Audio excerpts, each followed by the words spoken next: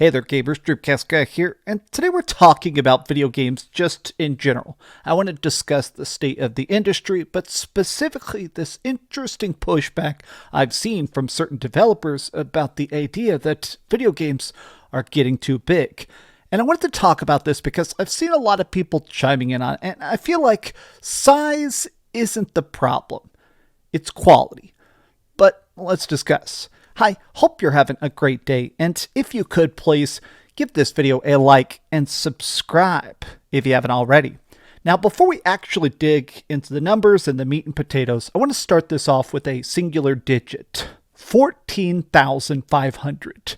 This is the amount of games that were released in just 2023. Let that number sink in, 14,500. This is an astronomical digit. And let's face it, 99.9% of those games are probably AI SLOP and asset flips and glitchy broken games that are being sold for $1 to try and scam somebody, right?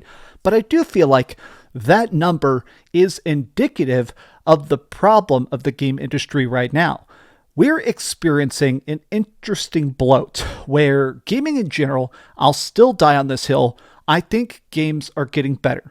There's a lot more crap than there used to be, but additionally, the experiences that actually stand out, that actually try, the passionate developers are pouring more effort than ever into their masterpieces. But this 14,000 games, I feel like the industry is starting to get drugged down by just the piles of garbage that people have to look through in order to find something good to play. Now, a major inspiration for this is I just saw people over on the gaming subreddit discussing that Square Enix stock price is plummeting. It's gone down almost 27% in just the last couple months.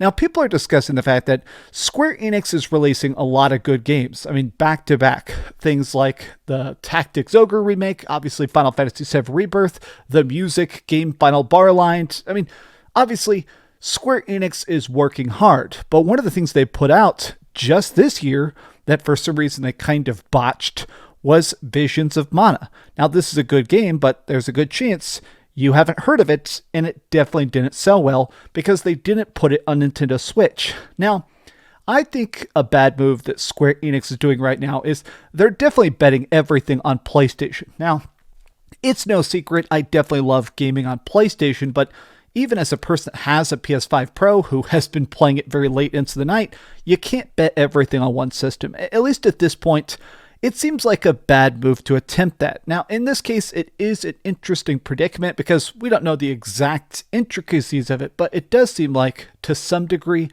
Square Enix is getting helped with development by Sony. Seems like their developers are doing stuff to get stuff done faster, and also PlayStation is doing the marketing and stuff, which does reduce the budget. But a thing I've seen people kicking around is the size of Square Enix games. Like currently I'm working on the Platinum Trophy for FF7 Rebirth, and wow is it fun, but this takes about 150 to 200 hours. And I've seen people on the development side saying these big games are eventually going to be a bit of an albatross. They're increasing development size, they're increasing development time, they're increasing play time, and it's making it so that if people only are going to buy one game, they'll buy yours, right? I think this is an interesting predicament. Like, if everybody is releasing a 200-hour long game, you're not going to buy all of them, you're going to buy one, right? But it's interesting to get this from the creator of Yakuza.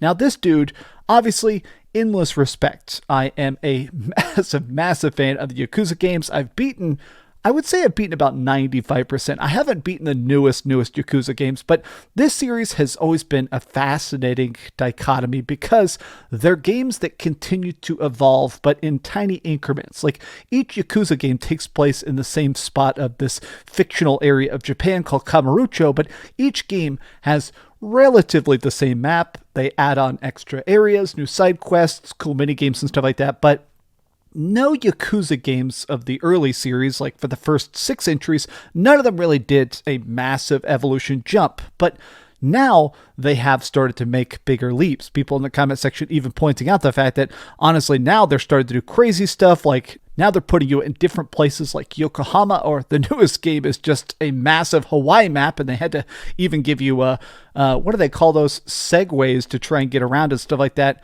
But I think his point is more about this, that as games get less original, they are selling less. Like, he does point this out.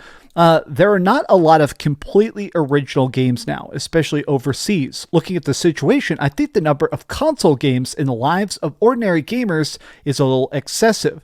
There's still so many titles being released, but I feel like the era of games where the volume is the selling point is coming to an end. Now, this is his specific point, and I think it's an interesting one, which is the idea that you can no longer just bet on the idea of a big game. You know, you can no longer just say, hey, here's Horizon Forbidden West. It's hundreds and hundreds of hours of fantastic graphics and cool robotic dinosaurs and stuff. I feel like people are starting to get a bit burnt on that and saying, okay, what else? You know, that's no longer impressive. It's beginning to remind me a bit of the evolution of graphics. Like, people are still wowed by good graphics, of course. There's, of course, videos and stuff whenever they're doing stuff like this. Is unfortunately the canceled game, The Valley of Gods, that Valve, they bought the studio and they just ended up absorbing all the developers. But this kind of stuff alone used to sell a game. You used to just be able to present crazy good graphics and you'd sell 1 million copies, right? I feel like the age of gaming has shifted a bit because now people are starting to say, okay, these games look good, but will they play good? I think gamers are starting to get dissatisfied by the fact that it feels like games are beginning to kind of have to need something different. That je ne sais quoi, that spark, that love, that, let's face it, a lot of stuff just does not have now. I think part of the reason I'm so sad about FF7 Rebirth not being the biggest game of the year is because, honestly, it is so fun. It is so crazy. Like, Final Fantasy VII Remake Part 1 was already incredibly good, right? It's like 85 hours of goodness, 75 hours of goodness, somewhere in there. Whereas you can easily spend 3 times as much hours played in FF7 Rebirth. It's a bigger map with more minigames, more craziness, more incredibly good plots, insane graphics.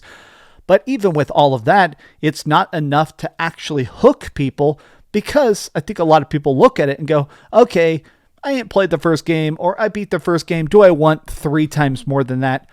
I feel like developers are starting to get to the spot where they don't know how to grab people anymore.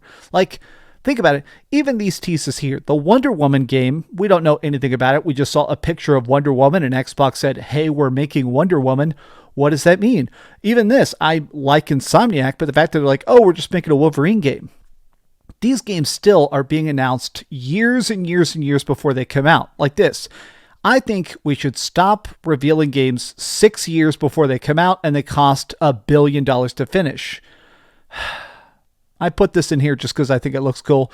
I miss games that manage to just be mid-budget. I've been talking about that, but also I think that this example here, the reason I put it in the video is that I feel like Dead Space as an aesthetic, just to use it as a specific example, it has a vibe.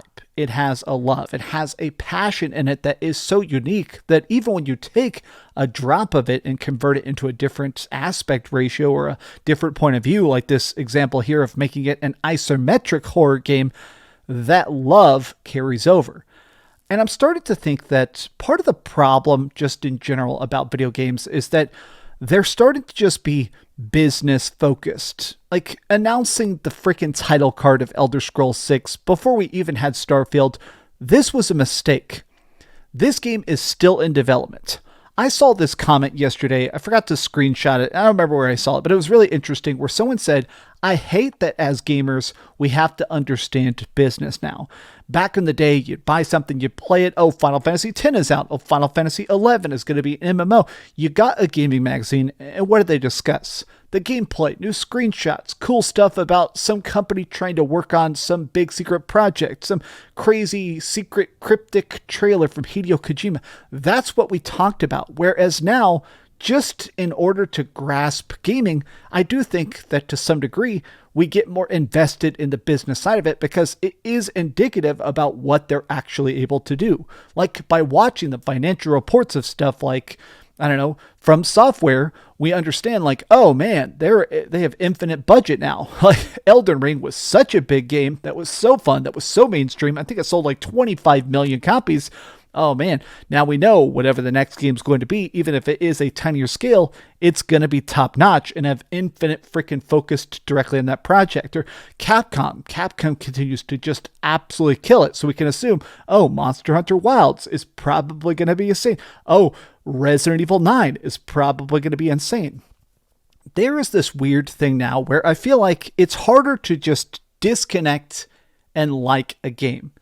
No matter what, you kind of always have that background radiation of the business that needs to succeed, even if you really wish you could unplug from it. I don't know. This was just a rambly rant. I wanted to talk about the fact that because I think we're going to see more and more failed games. We're going to see more and more stuff that is absolutely awesome, that is perfect, great, long, high quality, fantastic, but oh man, it just didn't sell 18 million copies, so therefore it's another financial failure.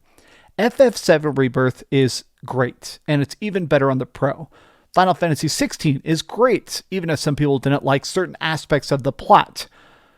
I'm just in a spot where, biasedly, it is weird to watch the games that are blowing my...